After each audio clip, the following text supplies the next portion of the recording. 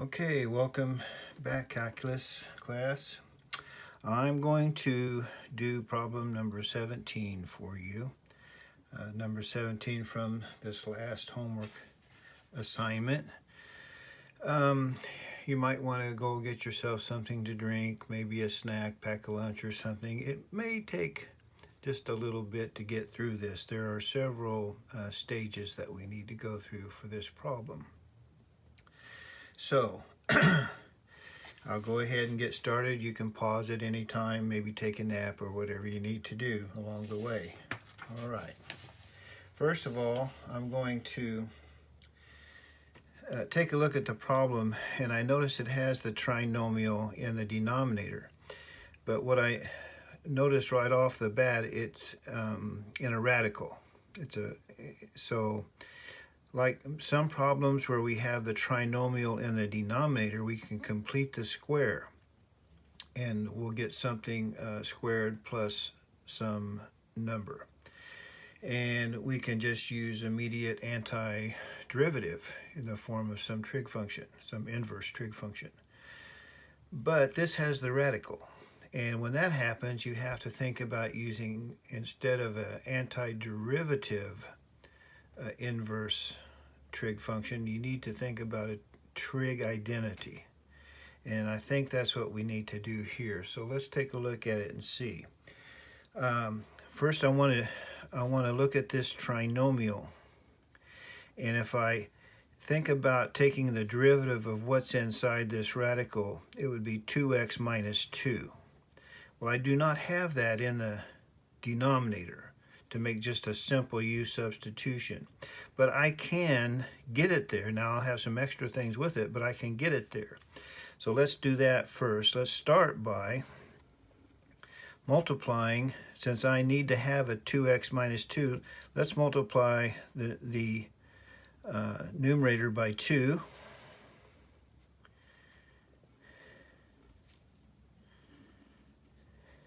And multiplying by 1/2, so we don't change the problem.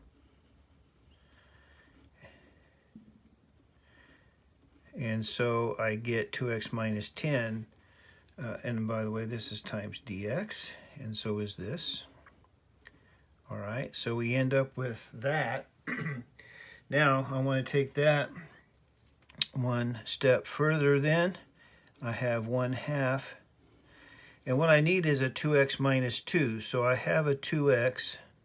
So let me write 2x minus 2. And so that's 2x minus 2 minus 8. In other words, if I take a negative 10 and I add 8, I'll get negative 2. All right, so let me subtract 8. And again, that's the same thing as negative 10, just negative 2 minus negative 8. So however you want to look at that. Okay, and then we have all over the square root of x squared minus 2x plus 5. All right, so let me now split this up into two parts. So the first part will be 1/2 times the integral 2x minus 2 over the square root of x squared minus 2x plus 5 dx. All right, and then I have minus 1/2 times the integral of 8 dx over the square root of x squared minus 2x plus 5. Okay, so I'm going to break this up into now two parts. This will involve part 1, this part of the integral, and this will be part 2. All right. And so let's take a look at this this first part. So in the first part, if I let u be what's underneath the radical, and that is x squared minus 2x plus 5, then du is 2x minus 2 dx.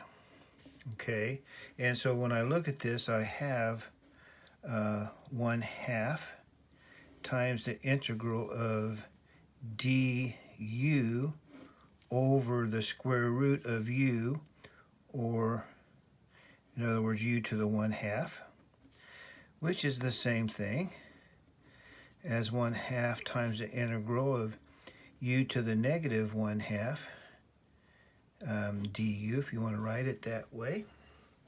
And so we know that this is equal to then 1/2 u to the negative 1/2 plus 1, which is positive 1/2, divided by 1/2, which is then the halves cancel, u to the 1/2, or in other words equal to the square root of x squared minus 2x plus 5. So that is the first part.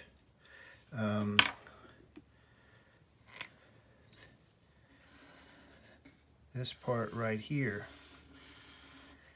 is equal to this. All right, so that wasn't too bad. Now we have to take a look at the second part. All right, so we'll do that now, and help me to remember that connecting these two is a negative sign. Don't want to forget that. I think on another problem I did before, I broke it into two parts and there was a negative sign, and when I put them together I think I put a positive sign in. I'm not sure now, but that's a very distinct possibility. So anyway, now we're ready for part 2. Okay, so let me just kind of separate this here. Part 2. Let's start with then 1/2 times the integral. Pull the 8 out, so 1/2 of 8, which we know will be 4, of course, and then dx over the square root of x squared minus 2x plus 5.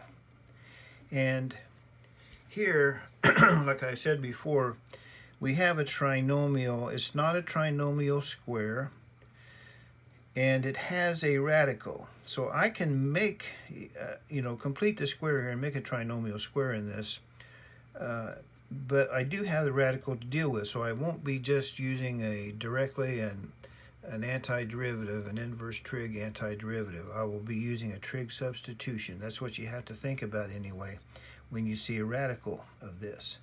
So let me scoot up here, and this is 4. And so let me complete the square in this denominator. All right, I'm going to have x squared minus 2x. So I'm going to have to take half of the linear term, which is 1, and square it and add it. So I'll add 1, okay? And so I have that, and then I have 5, but I want to also subtract 1. So I'll have 4. So this becomes 4 times integral of dx over the square root of quantity x minus 1 squared plus 4. All right. So now what I want to do here is make a trig identity. So let's do this. And I always kind of like to make a u substitution before I do that. It helps me to keep track of things. You don't have to, But let's do it here. Let's let u be equal to x minus 1. And then du is equal to dx. So this becomes 4 times integral of du, and we have the square root of u squared minus 4, and 4 is 2 squared. All right, if we want to think of it that way, or just write it as 4. In fact, I am going to leave this as 4. And I'll show you why, because I want to factor the 4 out, actually. So let's do this. Go down to the next line down here. I have 4 times the integral of du. And then inside the radical here, I've got u squared, and let's factor a 4 out. 4 times u squared minus, that would be u squared over 4 minus 1. So I factored a 4 out of just this part right in here. Okay, so that's still under the radical. But I can bring it outside the radical, take the square root of 4, and it's 2. And 4 divided by 2 is 2 times du. And then I have the square root of u squared over 4, which I'm going to write as u over 2 quantity squared, minus 1.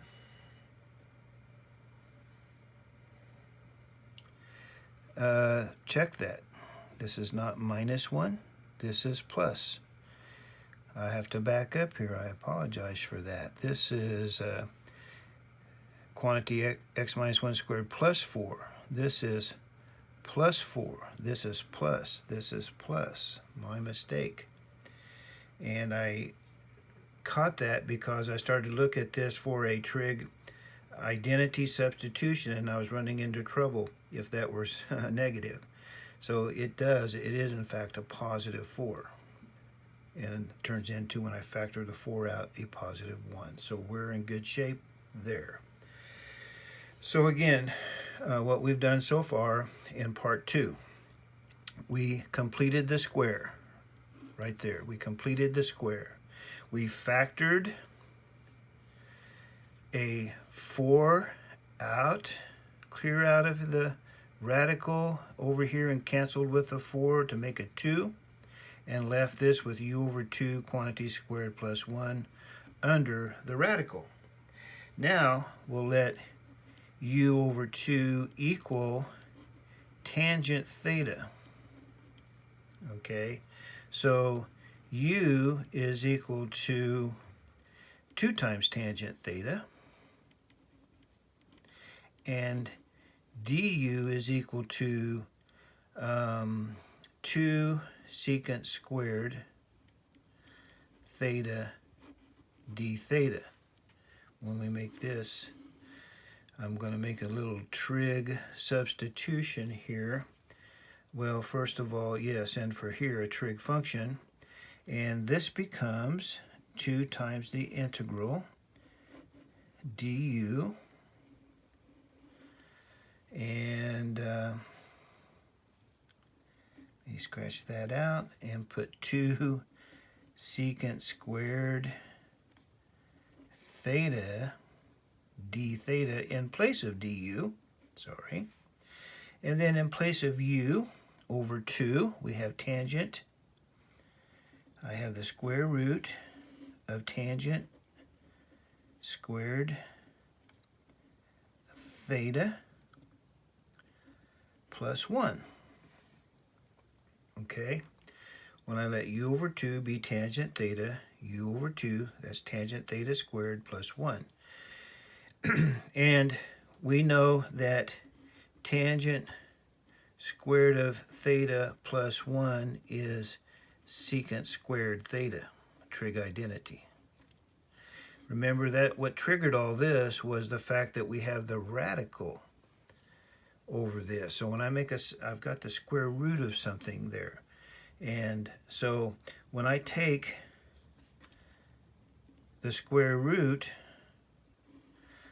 of the tangent squared plus 1, or in other words, the square root of secant squared, in my denominator, I will just have secant of theta. And then I have a 2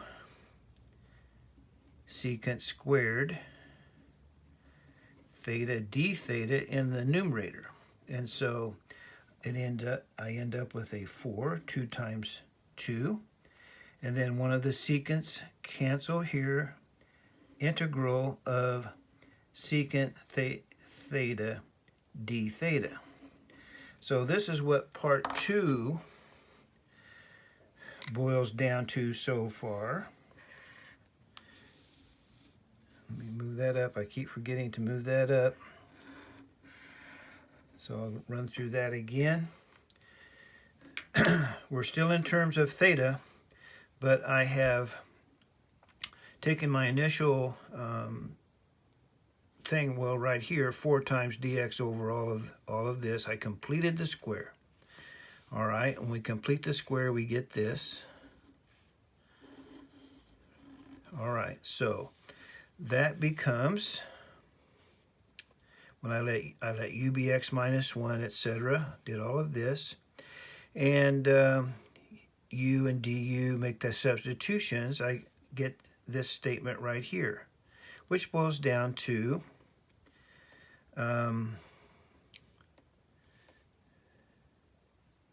let's look at this one. 4 du, integral of du over the square root of u squared plus 4. I factor out a 4, and then out of the radical, the 4 becomes a 2, and cancels into the 4 to become a 2. All right, so 2 du over this stuff, and I let u over 2 be tangent theta squared plus 1. And so u is 2 tangent theta, du is 2 secant squared theta d theta. I make the substitution. 2 times 2 is 4. 2 times 2 is 4. And I have a secants cancel, and I end up with this. So part 1 ended up with this, which is its final form for part 1. Part 2 is right here, ends up as this, but it is in terms of theta. And so I need to get it back. I need to integrate this, first of all, secant of theta d theta, and then get it back into terms of x. All right, I'm going to go to another piece of paper, and with this part, so we have 4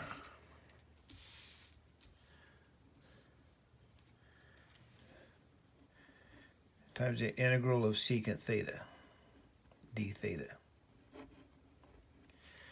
All right, now is a good time to pause for a second and take a drink of coffee.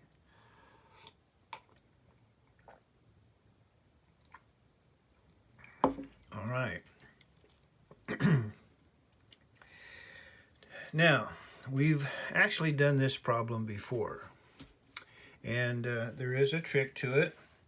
Whenever you see just the integral of secant theta or the integral of cosecant theta, we think of this trick because both tricks are very similar. What we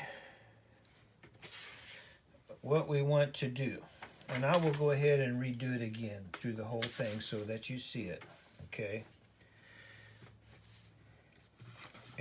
But first of all, I'm going to write down that what this ends up being, and then I'll drive it, it ends up being 4 times the natural log of secant theta plus tangent theta. That's what that ends up being. And then plus c, of course. But how do we get that is the question you might not remember the answer to. And so let's do that. and it doesn't take very long really. So let's go ahead and do that. And what we're going to do, we're going to take the integral of secant theta, and we're going to multiply it by the number 1, but by the number 1 in this form of secant theta plus tangent theta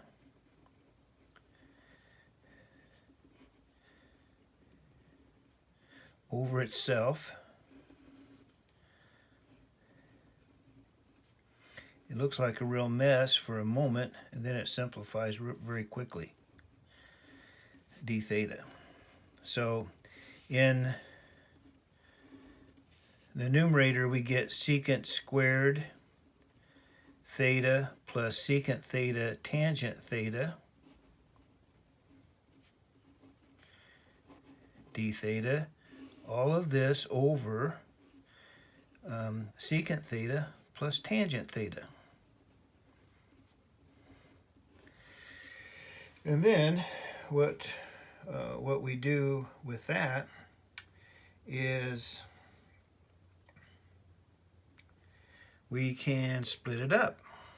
Okay, we can split it up. So let's see, what do I want to do?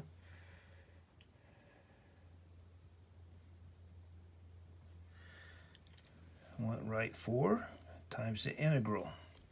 Okay. Secant squared, wait a minute. I don't think I do want to split it up. I don't want to do that. Before I do that, I'm going to make a substitution here. I'm going to let u be secant theta plus tangent theta. This is what I want to do.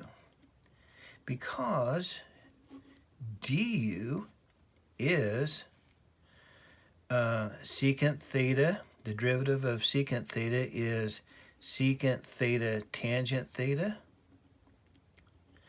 and the derivative of tangent theta is secant squared theta, all that times d theta. So that is our numerator. And so over here then I get du in the numerator and u in the denominator. And that is very quickly integrable as log of u. Okay, and so this is 4 times log of u, which is secant theta plus tangent theta. All right, so there is the second part. Now it's still in terms of theta, but we ended up our first page as with the second part as 4 times the integral of secant theta, so we're still have an integral here. So we've integrated it, but we're still in terms of theta. So what we have to do now is to get it into terms of x. And so what we need then is we need a reference triangle, and we go back to the idea where we said that tangent of theta was equal to u over 2, and u was x minus 1. So we go right to x there. Tangent of theta is x minus 1 over 2. And that comes from, again, on the first page, right here.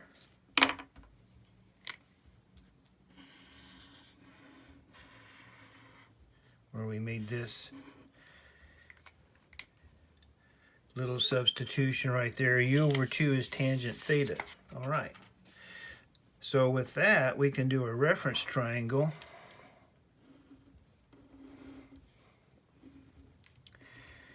Where if tangent is x minus 1 over 2, then this opposite side is x minus 1, and the adjacent side is 2.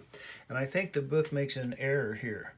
I think the book inadvertently puts a 1 here in place. But it has to be a 2 because of the definition here, and then our hypotenuse becomes the radical that we started with, x squared. It becomes the quantity x minus 1 squared plus 4, which is, remember, x squared minus 2x plus, what was it, 5. That was our original radical right there. So this is a 2 right here and not a 1.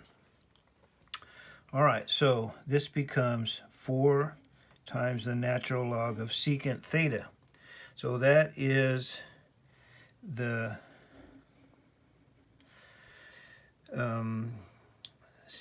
secant, yes, is the hypotenuse over the adjacent. So x squared minus 2x plus 5 over 2. And then plus tangent of theta is x minus 1 over 2. Now this is part 2, all right? So we'll put both parts together now.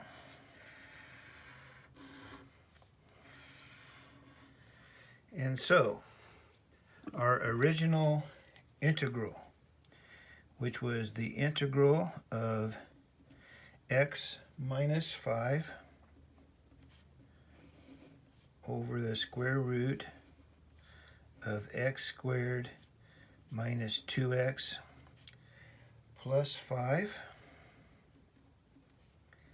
dx is equal to, well, part 1 was square root of x squared minus 2x plus 5.